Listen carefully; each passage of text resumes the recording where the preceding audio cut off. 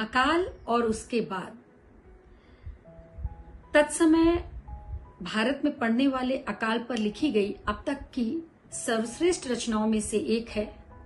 यह मात्र 8 पंक्तियों की एक छोटी सी रचना है, जिसमें अकाल के कारण मनुष्य और उसके परिवेश में, जीव जंतु में अकाल का क्या प्रभाव होता था उसे व्यक्त किया है।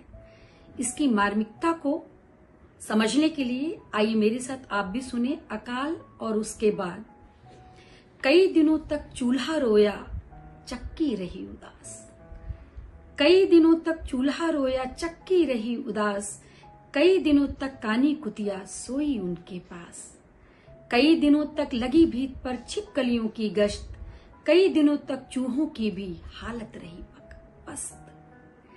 कई दिनों तक चूल्हा रोया, चक्की रही उदास। कई दिनों तक कानी कुतिया सोई उनके पास। कई दिनों तक लगी भीत पर छिपकलियों की गश्त। कई दिनों तक चूहों की भी हालत रही शिकस्त। दाने आए घर के अंदर कई दिनों के बाद। धुआं उठा आंगन से ऊपर कई दिनों के बाद। चमक उठी घर भर की आंखें कई दिनों के बाद। कौवे ने खुजलाई पांखें कई दिनों के बाद। Thank you.